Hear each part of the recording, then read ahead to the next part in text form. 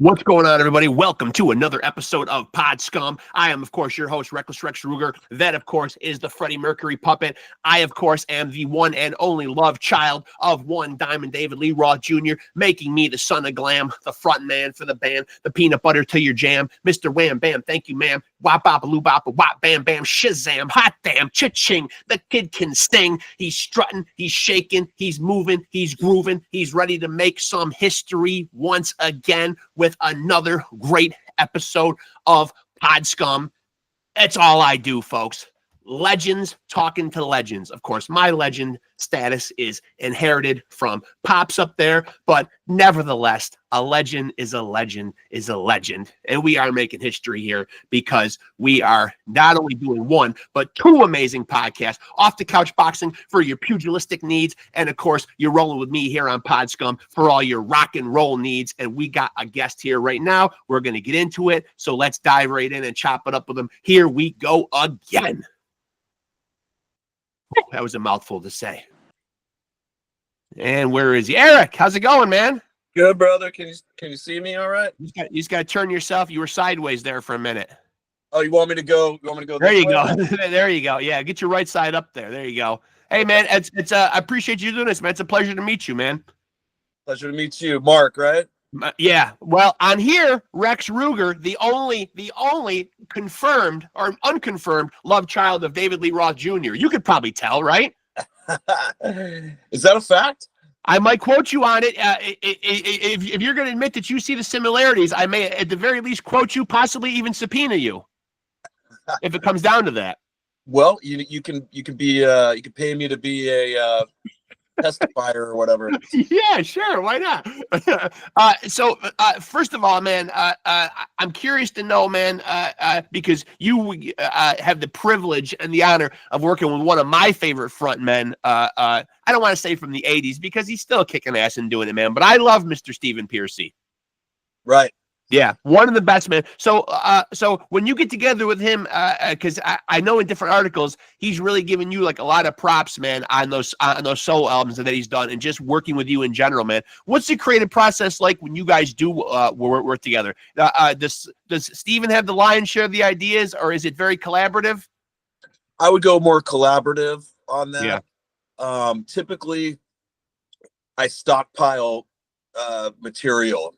As far as the compositions go, I have a home studio, and I'll come up with the riffs and try to lay down a demo version of the song. Just, drums, bass, guitars, arrange it, put a working title, and then email it to the guy. And sometimes he gets right back to me, sometimes he doesn't. But he basically just puts them in a stack, and when it comes time to do a record, we kind of like reevaluate that stockpile. We go back and pull everything out. I think most recently when we did that, we had close to 20 plus songs to go through to see which ones are going to make the cut, if you will. Right. As far as like the process of getting it recorded, I heard he was like this in RATT as well, where you don't really know what he's going to do till he shows up in the studio. Right. That's how it was in 1984, and that's the same as it is in 2025. When he shows up is when he'll have his pad of paper and some lyrics and whatnot and some melody ideas. And typically Matt Thorne, who plays in both the Stephen Pearcy Band and in the Pearcy DeMartini Band, he has a great studio in Burbank, MT Studios. That's where we meet up. And Matt has a great ear and understanding of music and music theory. And between the three of us, we just kind of make it happen. We just kind of produce Stephen and make the most of his vocal ideas that he has for the music that I brought in.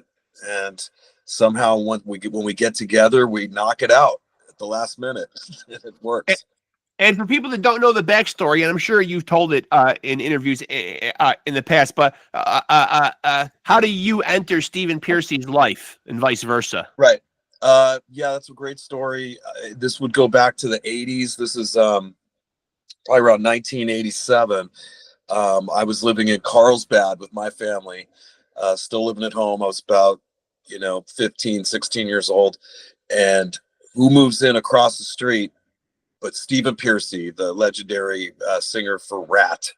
And my mother said to me, she's all, "Do you know who the band RATT is?" And I'm like, "Yeah, of course." She goes, "Well, the singer just moved in across the street. Don't tell anybody." And of course, I told my close friends right away. Couldn't believe it. And from that point, I just kind of spied on him, through the blinds, and kind of whenever he was home, I would take my amp and stick it in the window of my parents' house and turn it up and start doing dive bombs on my whammy bar on my guitar. And Nice. I'd see him out walking his dogs, and he'd be like, "Where's that coming from?" And ultimately, I did some odd jobs for him. He would be like, "Hey, you want to wash my car, or you want to mow my lawn?"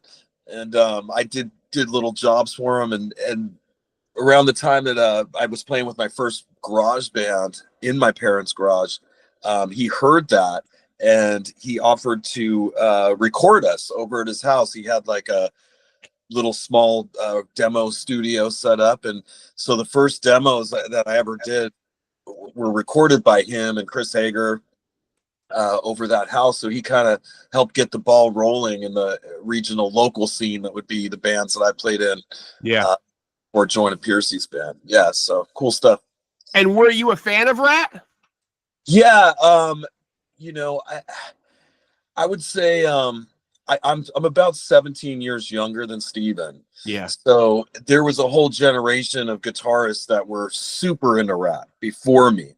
I grew up with them, from the time that I was 12. They were on the radio, and I appreciated them, and I appreciated the videos that they had on MTV, especially like You're in Love and Way Cool Jr., all that stuff.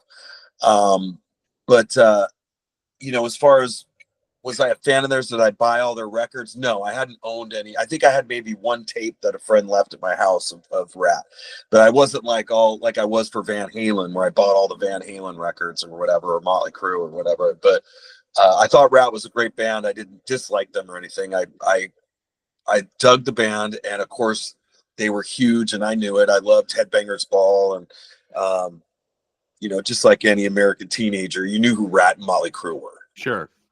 Yeah. And were you ever approached at any point in time to actually become a full-fledged member of RATT? Obviously, it's been known throughout the years. There's been dissension among the guys in the band. I mean, the lineup has rotated at various times. Sure. I don't think that's a secret in the rock world or whatever. Were you actually ever asked? Aside from being in Steven's solo band, were you ever asked to actually join RATT? Right. Yes, in the sense by Steven, I was invited to come up, and he most certainly, I was his guy that he wanted to come in for the Robin position. Yeah.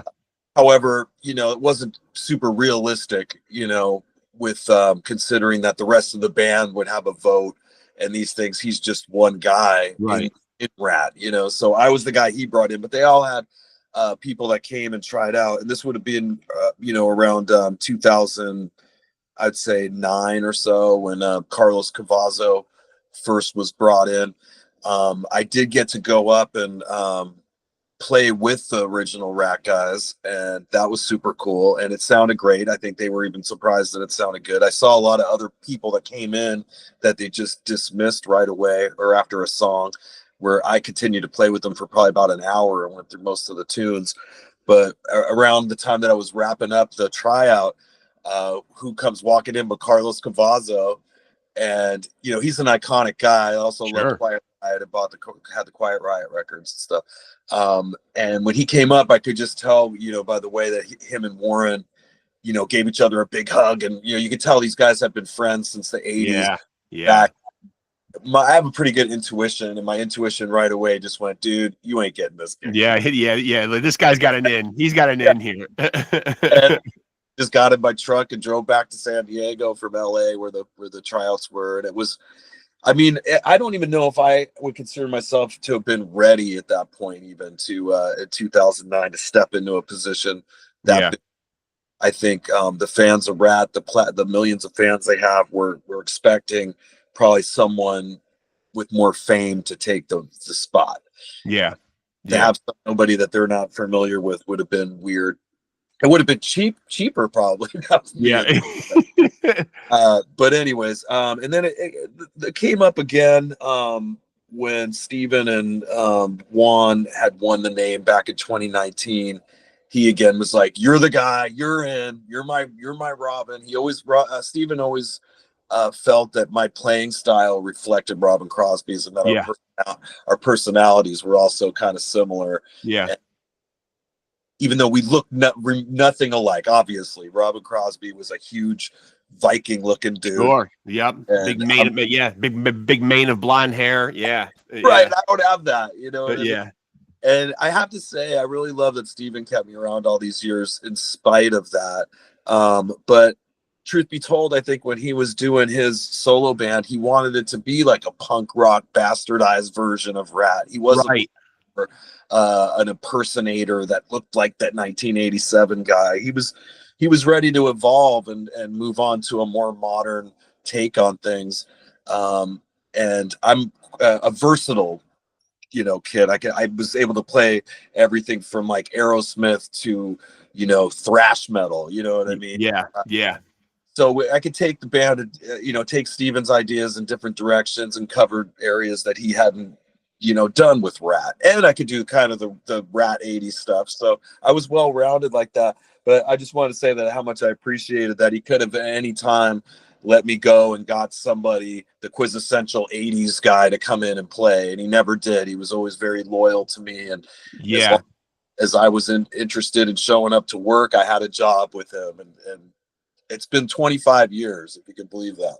And that's funny that you said that too, because when you were, because I always have bullet points and stuff, and as you were telling that story, you just used the word I had just written down, loyalty, because I was thinking how rare that is, you know what I mean, and how commendable that is of Stephen. You don't probably often find that, in the industry in general or in the entertainment field in general. I mean, somebody really sticking their neck out and being loyal to somebody. That speaks volumes, I think, to the kind of guy that Stephen is. It goes back to the Carlsbad days. Me being a kid, our relationship is more like relatives, or like, he's kind of like a big brother or something. But there's definitely like a family vibe from it where we'll always be connected.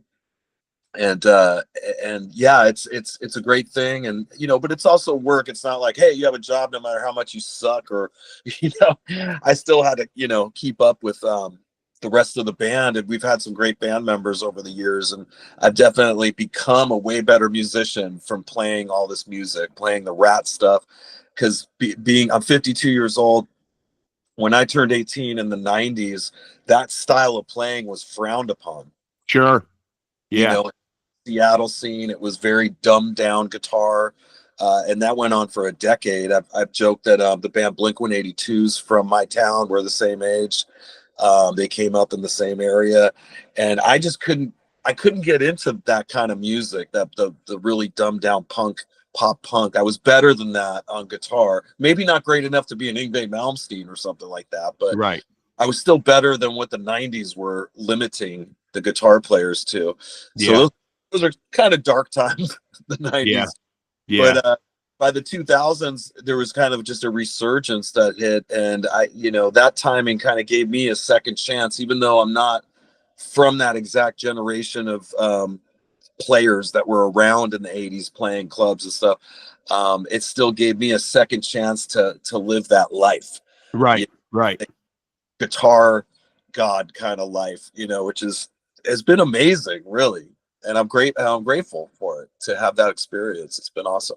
And now, what is your assessment? Because you get to be stand alongside of him on stage on a nightly basis. What's your assessment of Stephen and where he is in his career right now? Because so much has been made about other guys from that era. Who can't quite replicate it, who don't quite still have the chops, who do get scrutinized a lot on the internet. All these guys just can't do it anymore. Hang it up. Why are they still out there taking people's money? I've seen recent videos, and Stephen still looks and sounds absolutely amazing. I mean, you're there actually up on stage, and though, what's your assessment of how he's aged in this business and how he's still able to keep up?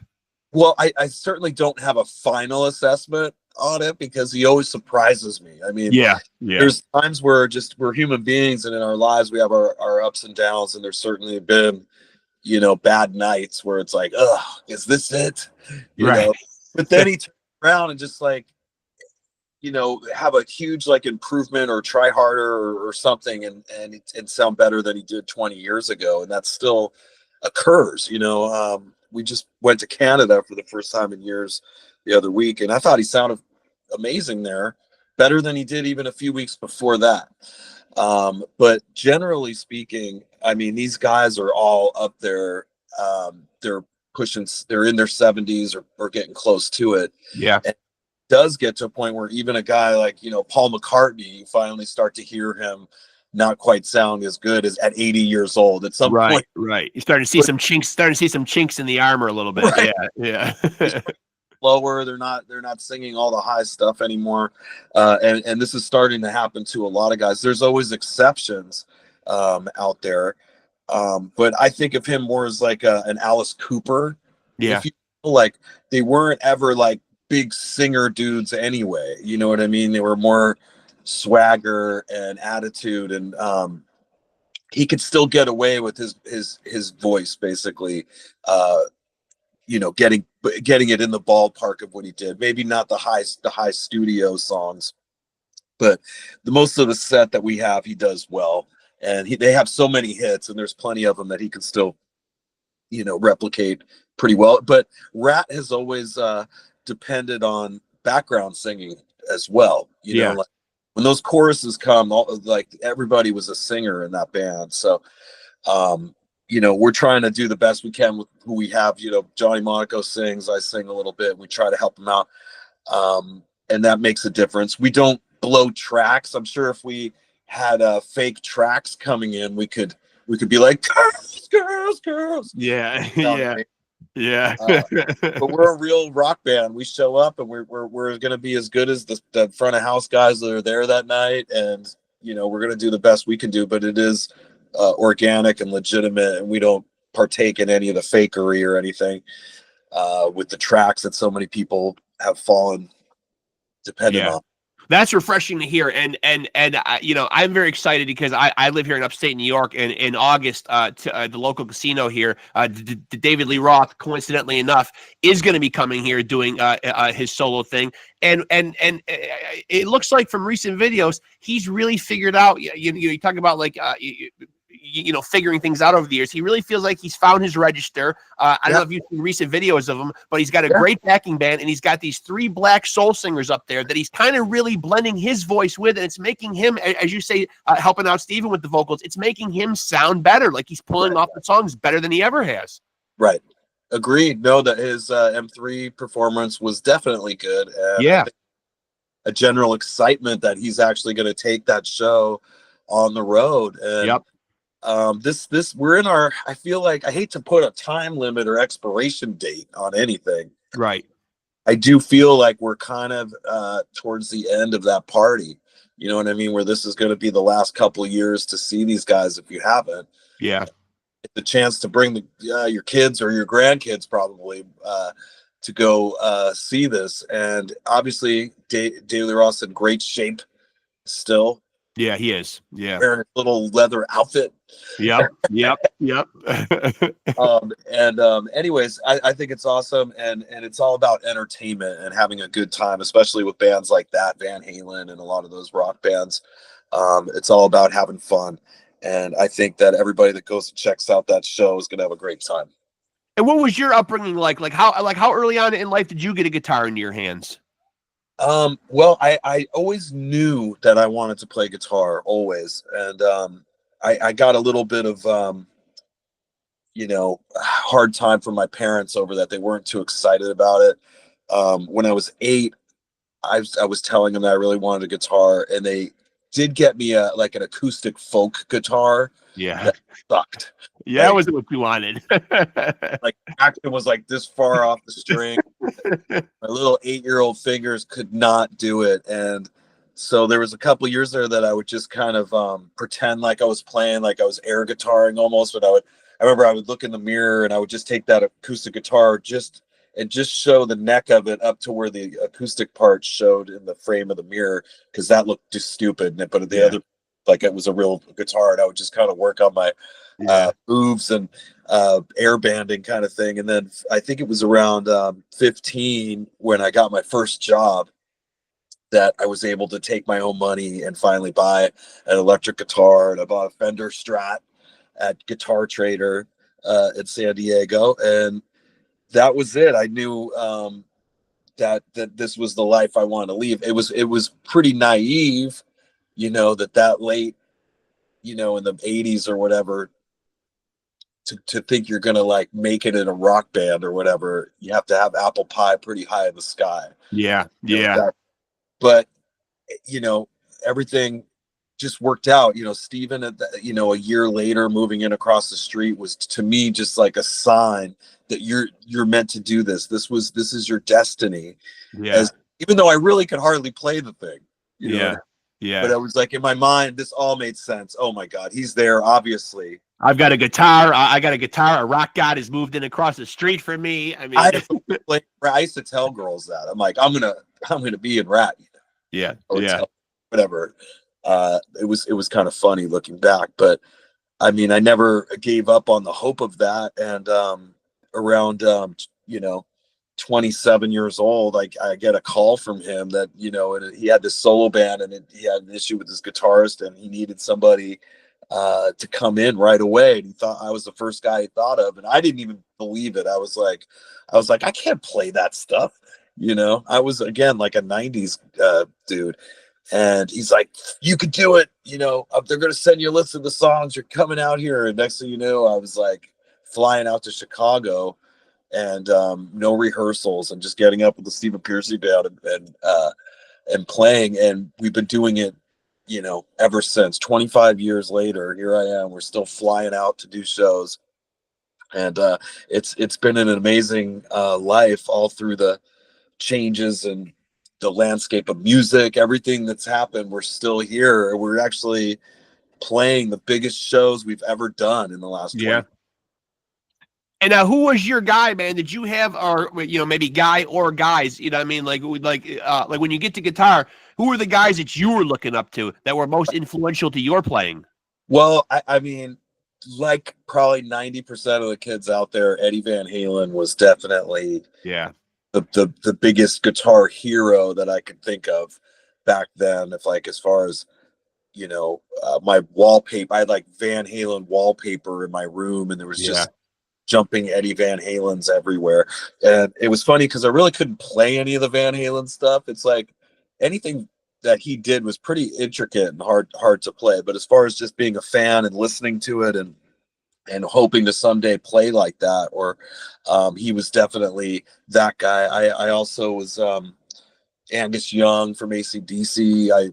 I loved the energy of the AC/DC concerts, and just the huge arena crowds that you would see in the videos. And I just went, man, that's got to be the coolest job ever, to go out and act like a maniac on stage and harness that electric energy. I can't think of anything a better job or something to shoot for.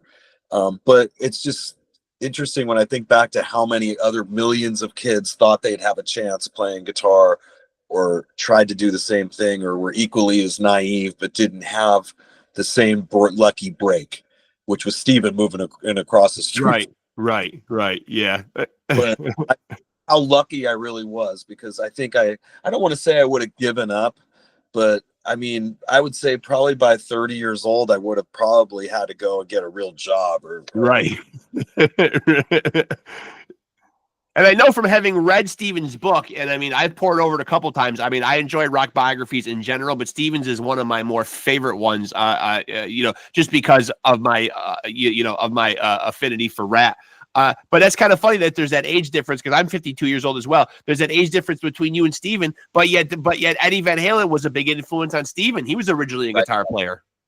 That's right. I mean, it's really fun to hear the stories that they have of early Van Halen, because at the time that Steven moved up to LA, I mean, that was more part of the reason, because Van Halen was like had residencies in Hollywood at that time, and we're just starting to get huge around, like, I think 1977 or something like that. Yep. And that's when Stephen basically told his local band, hey, we got to go up to LA. This is where it's at. In fact, I think Robin Crosby first was like one of the first guys to become friends with them, and was turned Stephen on to who they were. And Robin also would lend equipment out. Robin always had tons of speaker cabinets and such. Yeah. And apparently Van Halen in the beginning tried to always look as big as possible to the crowd. So they would try, get any extra amps. If they knew anybody with speaker cabinets, like, bring your speakers, and they would just stack them up to look huge. And so they would borrow some of Warren's stuff. I mean, not Warren, Robin's equipment. And that's how Stephen kind of got in with meeting them. I think they were going to be playing the San Diego Sports Arena or something, and they took Stephen to go check it all out, and he was mesmerized by it, and just followed in their footsteps, really. I think oftentimes people forget how huge RATT was too, because I remember specifically a point in time, man, when bands that maybe went on to commercially supersede RATT, though, in the beginning were opening bands for RATT. I think I can specifically remember a tour where Bon Jovi opened for RATT. Right, Bon Jovi initially opened for RATT, and then kind of paid back the favor in the early 90s when Bon Jovi had Arcade, which was Stephen's band that he did after RATT. He let Arcade open for Bon Jovi, specifically through the Japan tour and so forth. So it was kind of a turn of events there, but Stephen actually got a huge record deal to do Arcade. And that was probably the first time that anything that I had done showed up in his music, because he had actually like taken some lyrics from my band I was in, Voodoo, at the time. We had a song called Fear City, and the lyrics, the opening lyrics to the verse were, Stephen ended up kind of taking those or whatever, using it on his Arcade record, like the first song, Dancing with the Angels, that came out. Needles and pins haven't been so good to me, like poor cheap trash with the need for a social disease. Those were our lyrics. I remember when I heard on the radio, I was like, wait, what? Well, at least you're getting plagiarized by a legend, right? Right. But I still thought it was cool at the time, and he would have us like open for RATT occasionally, specifically when RATT had some they reunited in the late 90s, and they had played some shows in Los Angeles and San Diego, and he let my band Voodoo open up. In fact, there was a great venue in Hollywood called Billboard Live in the late 90s, and we got to play like the last two nights of Billboard Live. RATT was the band that played, and we got to open the show. So he's always thrown me little bones, but replacing Mark Zavon in the Stephen Pearcy Band was the biggest bone ever. Yeah. And I hung on to that bone for dear life. Yeah. I realized that with all the by that point, being, I was 27 or so, I knew how much the reality of how much competition there was out there for guitarists, and the chances of being handed a gig like that again elsewhere were probably impossible. So even though it might have not been the coolest thing to be playing with him at the time, because again, like, there was the 90s through the early 2000s, it wasn't cool anymore to like those bands from the 80s. Right. It was more Alice in Chains and Soundgarden and Nirvana and this stuff, and they frowned on all the misogyny of the 80s hair bands. Yeah. Right. So there was a time where a lot of those bands were playing clubs. I mean, we were playing for low dollars and not a lot of people for like the first probably 8 years that I was in the band. I mean, some really like tough times, and it wasn't just us. It was like all those bands were playing clubs again. But now it does seem like the nostalgia of what was old becomes new again, though, because like now you get the people that are our age, you know what I mean, who will go out and spend money to go out and actually pay to see concerts. And there's a whole new audience for these guys all over again now. So I mean, I think it was just a matter of like weathering the storm and kind of going through those various trends, to kind of come full circle again. Agreed. Yeah, and the record industry kind of controls young people's minds too. Yeah. For them to like put a couple of influencers out there that tell them not to like this anymore and start liking that, Yeah.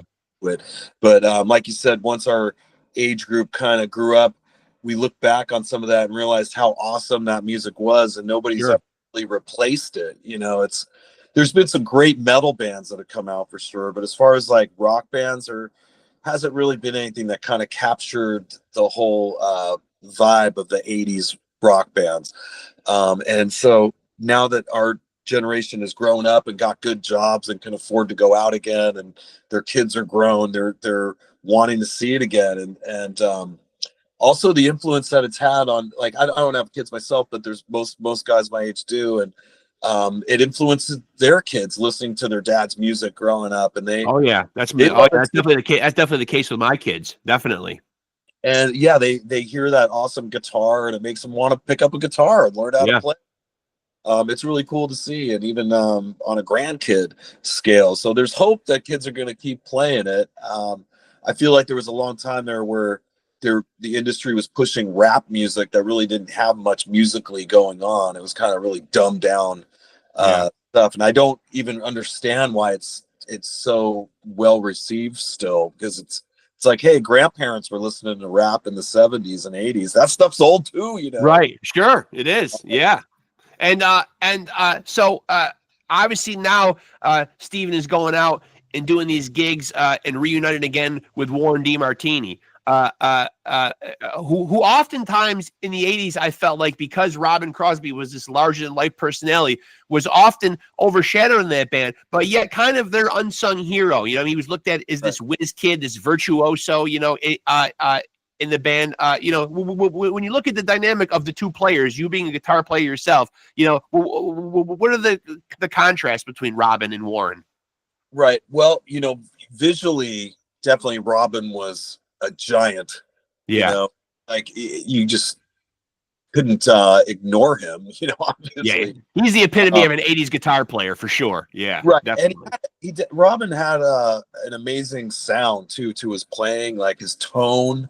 He always had a really thick, colorized tone that was really defined the sound of RATT. And it was part of the recipe when Warren joined. He was, of course, replacing Jakey Lee, another phenomenal guitarist.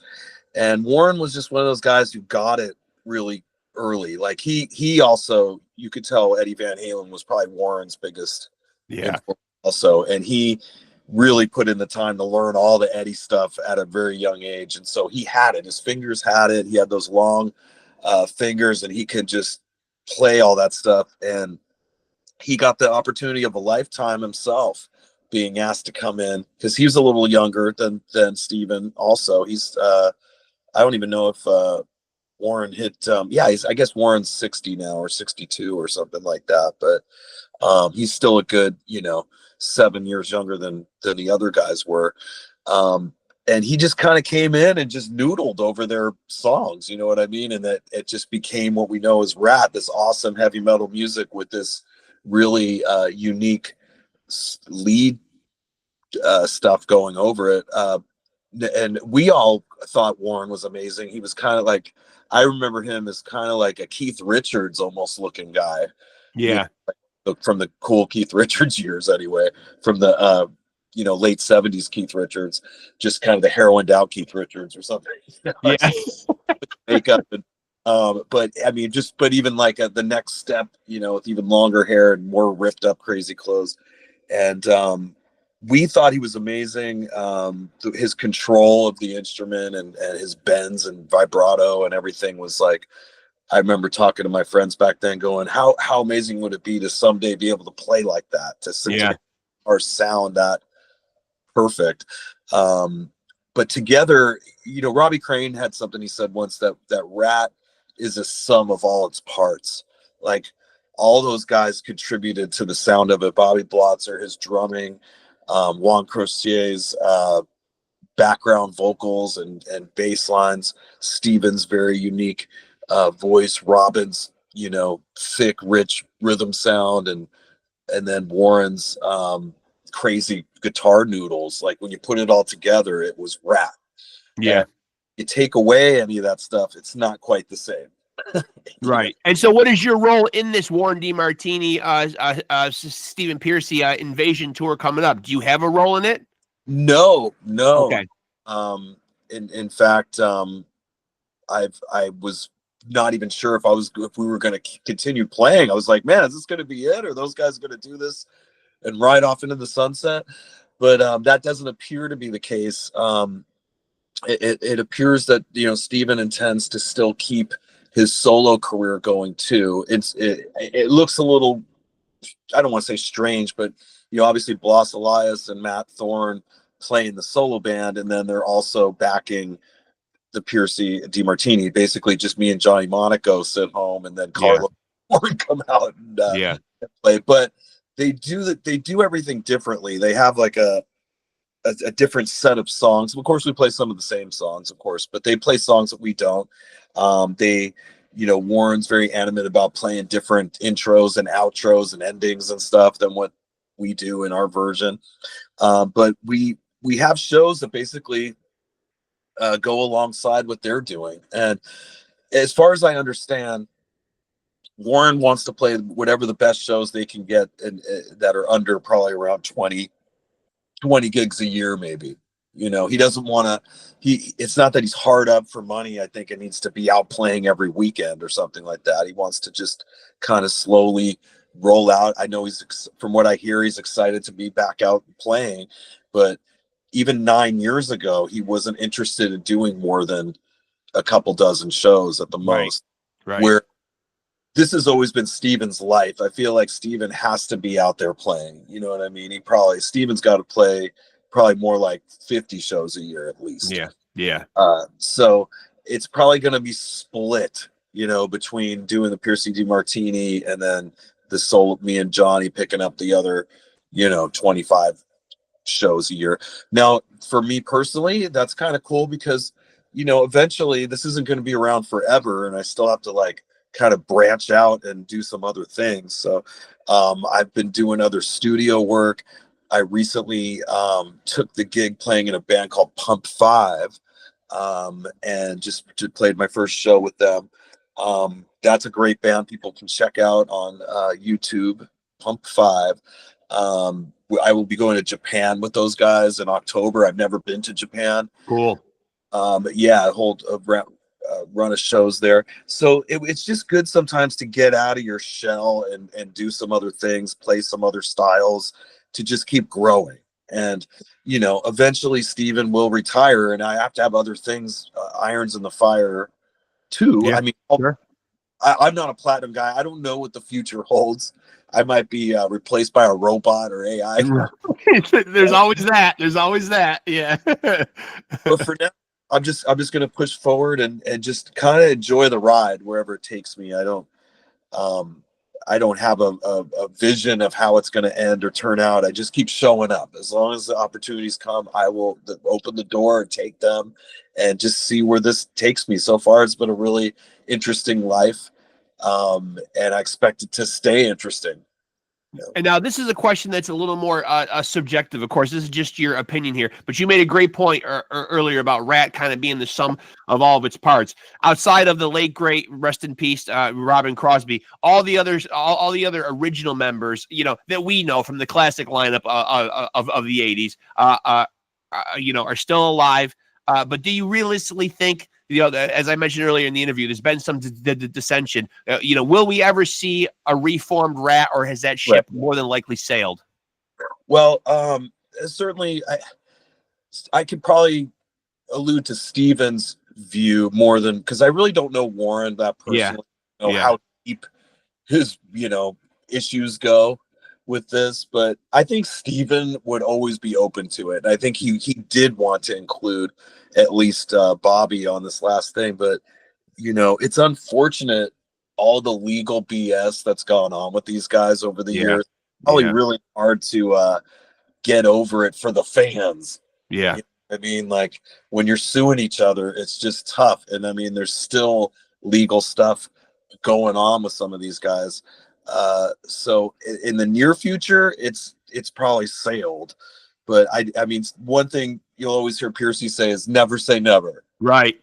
No matter how mad he is at those guys, he'll always say, well, I'll never say never, but it ain't looking good right now. That's probably But this seems to work because, some of these guys aren't involved, so it's just less friction and pushback on moving in the same direction. It's basically just Steven and Warren have to kind of agree on it, and then when it comes to Matt and Bloss, those guys are just happy to be there and be a part of it. So they're not anybody that has to give a vote or something. You know what I mean? It's it's pretty smooth. I mean, as is our solo band. I mean, we're the solo band's a pretty easy peasy unit. We don't rehearse or anything. We just show up, we get our plane tickets, we go out there. If we have to learn something, we learn it.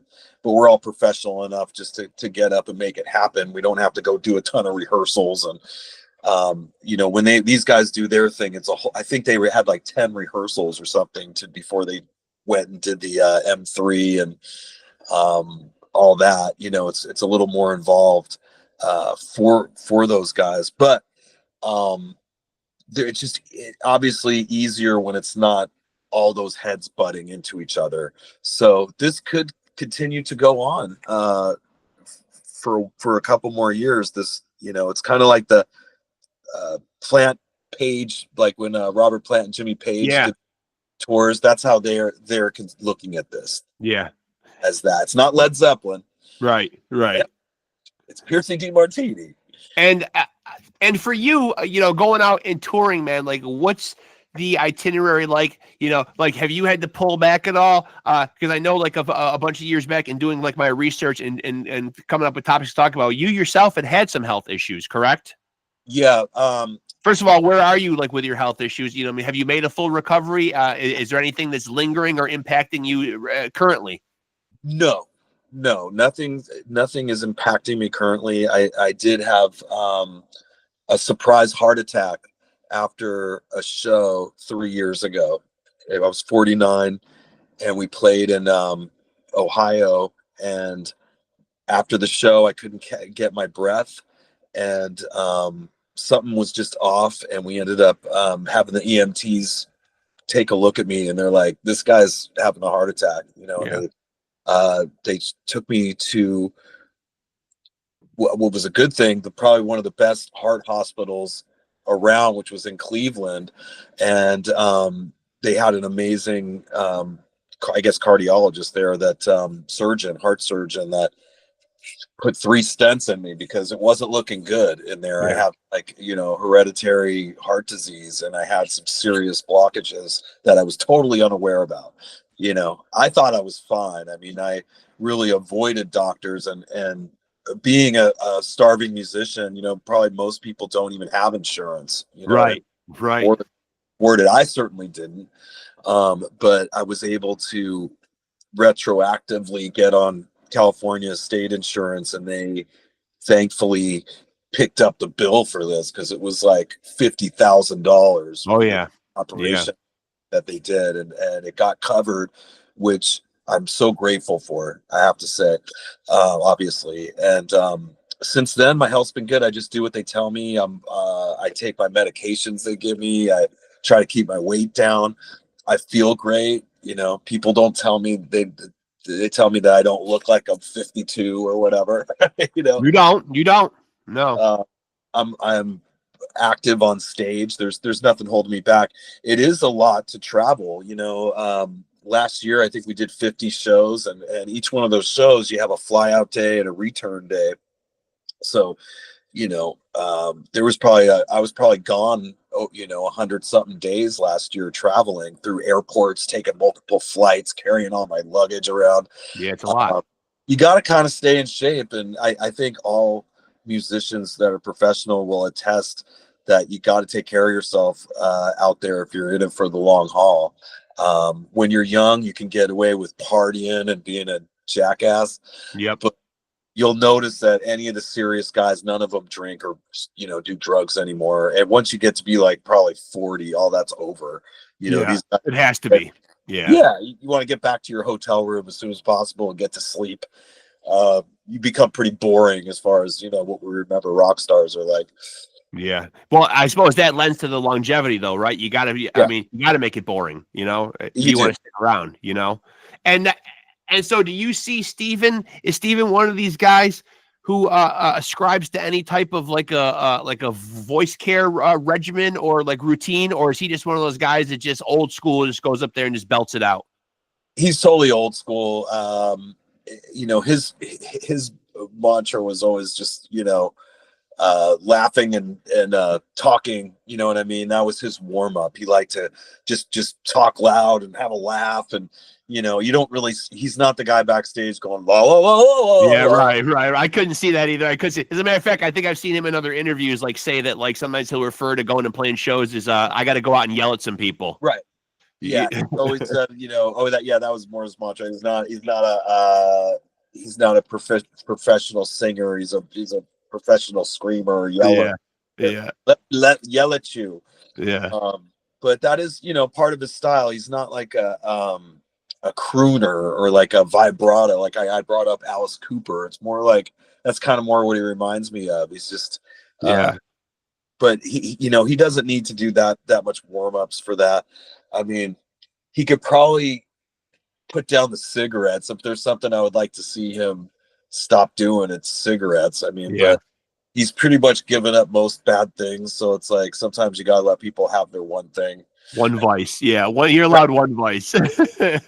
I'm grateful. I used to smoke too. I don't know how I loved it so much, but I loved smoking cigarettes. I did too. I quit too. I quit many years ago too. And me and my wife were always talking about how now it feels like it's been so many years that it feels like we almost never smoked because it feels like a completely different lifetime now. Yeah. You quit years ago? Oh yeah. 2009. So now it's been like 16 years. So it feels like, wow, man, we did that once upon a time, you know, like, I mean, we're both nurses, you know. I mean, so that was why I asked the healthcare question, because that part of me has to ask. You know, the nurse in me has to ask. As soon as I'm putting stuff together, and I see that you had heart issues, I'm like, yeah, I got to put this in my questions. I got to ask. It's the part of me that just needs to know. You know what I mean? But definitely. Well, you know, it was the heart attack was a wake up call that we're not getting any younger, and I'm not alone. You know, I think most guys in at least the America are on a statin or something. Oh yeah. Heart disease, it's been going on since the ancient Egyptians. You know what I mean? It just happens, and it's, I guess, how you deal with it. But I'm taking better care of myself. I have to. It makes me appreciate life a little more. Sure. You know, you have a near death experience. You really want to hang on to whatever more time this life's going to give you. You're like, shit, I guess we better get busy, man. Any minute. So my life definitely changed that day, but it changed for the better, and it could have been a lot worse. I could have had like a debilitating stroke or something that prevented me from ever playing again, you know. But that wasn't the case. And as far as I know, any testing they've done, miraculously my heart doesn't look like it sustained any damage from that heart attack. It had the blockages, but they fixed those and everything's flowing. There wasn't like a bunch of scar tissue or anything so far. I do have a more intricate test they're going to do, I believe in August, where they do like the nuclear juice in there so they could really see everything. Right. So I'll find out with that, but no more cocaine or, you know. You gotta cut. You gotta cut that. But those stents really are a miracle, though, because they really do keep everything opened and dilated and keep everything flowing nice. You know, I mean, those are really, you know, you stop and think about like the stuff that modern medicine didn't have even 20, 30 years ago. You know, a situation like that, you probably wouldn't have survived 30 years ago. You know, heart attack. You know, I remember getting wheeled down that hall, and it was very surreal, and it almost felt like a weird dream sequence in a movie or something, like a Kruger movie, more like Sure. I remember getting rolled into this room, and I was alone in there for a minute, and I remember just like kind of talking to my higher power, if you will. And I was just like, you want to do this? You want to do this right now? Because I'll do it. If you want to take me right now, I'll go. Like I wasn't scared in that regard, but I was kind of surprised. I was like, really? You're just going to cut off my life here at 49? Yeah. And then these, the nurses, everybody came in and they did their thing. And I was awake for like the whole operation. They first try to go through your wrist for such a thing, but I don't his veins, so that by groin, it wasn't like my balls, but they went through like it was like above your top of your thigh. Yeah. They kind of went in through that way. And I just remember I was holding on to my balls at the time. Like, I was like, oh, wow. I was just trying to stay as still as possible. Yeah. This guy is like this brilliant surgeon is just in there sticking these things up in my heart. And there's a monitor up there, and I didn't talk. I was like, usually I would be a kind of joking guy and like maybe joke to people around. Nervous energy. Yeah. Yeah, but I didn't want to joke. I didn't want this guy like, Yeah. Whoops. Oh, sorry. Oh, that's right. I was just very quiet, silent. I was awake for the whole thing, and within like 40 minutes, the procedure was over with. I felt some pain in the months following. I think your stents are adjusting or whatever, and I felt a little weaker. But I'm happy to report that 3 years later, I feel good again, and I'm not winded, and it seems like my health is there. So nothing's changed as far as my ability to travel or put on a good show. Or for now, I'm ready to rock. Thank God. Yeah, thank God. And so before I let you out of here, going forward for the rest of 2025, like what's the itinerary look like? What do you got going on with Stephen and the boys? Right. Well, I know that in July, I'm going to see those guys again. We're going to play the Mid-State Fair, which is actually right near where Pearcy moved up to. He recently moved up to Paso, what is it? Palos Verdes, I believe.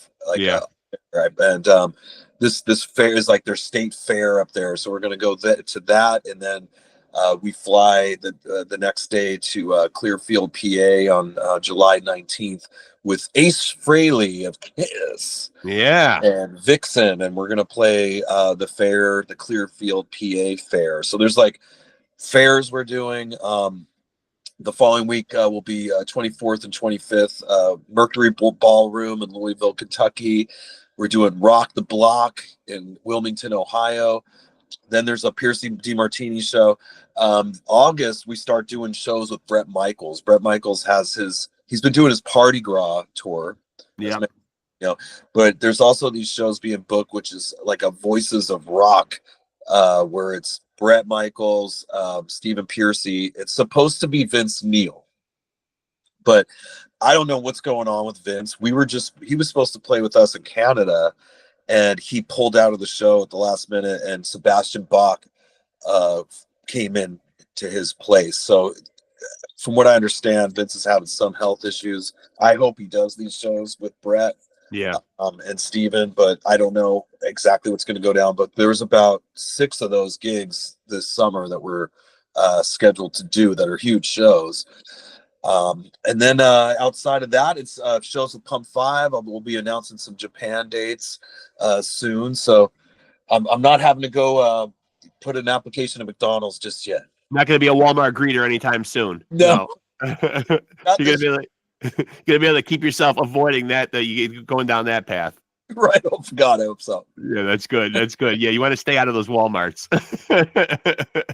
Yeah, but hey, listen, man, I really appreciate you doing this, man. It was a real pleasure, man. I am working on Steven. I could kind of get what you were saying about sometimes he gets back to you quick, sometimes he gets back to you slow. Right. He has responded with a couple of thumbs up. You know what I mean? I'm trying to check his temperature gauge. It'd be a huge honor to have him on here, man. I get amazed sometimes when certain faces pop up here, man. Because I've had the pleasure of having some real legends on here that are legendary to me. I don't know if I could deal with Stephen Pearcy popping up here, man. That would really be a mind fuck for me, man. But I'm working on it anyway. But I'll put in a good word for you. Please do, yeah. And hopefully after he sees this interview, man, hopefully that'll help. So yeah, and this was pretty easy. Your platform you used, he should be able to just use his phone and knock it. Yeah. But I appreciate you doing this, Eric. It really was a pleasure, man. And stay in touch. I'd love to have you back on again. This was a lot of fun talking to you, man. Definitely. Anytime. Thank you so much for having me on. Yeah, appreciate you. We'll do this again, my friend. Thank you. Okay, brother. All right, later. Bye. And there he goes, folks. ERIK FERENTINOS, the guitar player for the Stephen Pearcy solo band. Stephen Pearcy still out there doing his thing. Man, RATT, such a huge part of my childhood. Stephen's voice, such a huge part of my childhood. Stephen's book, I will say, if he watches this interview, I have read and reread that book, and I'm a guy who just devours rock biographies anyway. But I've got the paper version. I've got the audio version, not narrated by Stephen, which should probably be my only gripe.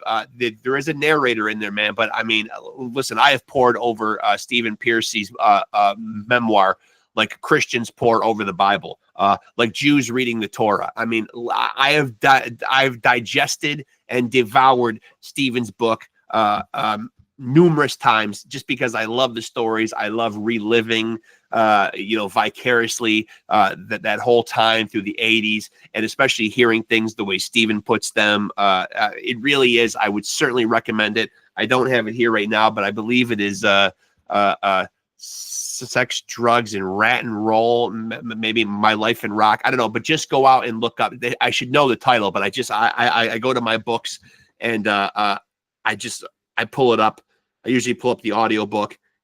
And just because I want people to check it out, I am going to go on here. Bear with me for a minute here, and I am going to get the actual. I mean, how can I sit here and say I want Stephen to come on and then not even get his book title right? So bear with me for a minute. But let me also remind you guys to make sure to like and follow PodScum on Facebook.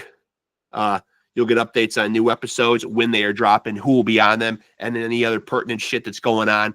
I will put it up there. And the book is Sex, Drugs, and Rat and Roll. Just like I said, My Life in Rock, a memoir by Stephen Pearcy. So do yourself a favor. Go out and check out that book. Print version, audio version, you'll find it out there, man. It is a great one. And, of course, go listen to the Stephen Pearcy Band. He's got his solo stuff just as amazing as the RATT stuff, in my opinion. And of course, I am a big fan. And ERIK FERENTINOS is the guy shredding on those albums. Again, I really admire Stephen's loyalty. In an industry that is often filled with vultures, it is great that to hear stories about the real ones in the business. The ones that are really down for their friends, really down for their bandmates, and who just stay loyal and it's heartwarming to hear that kind of stuff. I love hearing that kind of stuff when you hear about so many snakes out there in all walks of life, not just the entertainment business. I also do a boxing podcast. There's a dirty side and a snaky side to boxing as well, as there is to just about any field. So great chopping it up with ERIK FERENTINOS. Glad that he's got his health issues resolved and he's out there still kicking ass and out there doing his thing, man. So, I'm sure Stephen's got a website. Go on there, check it out. Stephen's going to be doing a bunch of dates with former bandmate, the great Warren DeMartini, as well as Eric said, with the Stephen Pearcy Band. Go check websites. If they're coming through a town near you, go check them out. Stephen is still delivering the goods live, as is Eric and all the boys. So go check them out. Support their music, and another great episode in the books. Appreciate you guys watching. Of course, as I said, like and follow us on Facebook, and like, subscribe, and hit the notification bell on this channel to stay tapped in. And remember, folks, this is coming from your boy, Reckless Rexx, a.k.a. the King of Sleaze, a.k.a. Diamond David Lee Roth Jr., a.k.a. the Son of Glam. Remember, guys, there is only one way to live and only one credo to live by, and that is take it easy and keep it sleazy.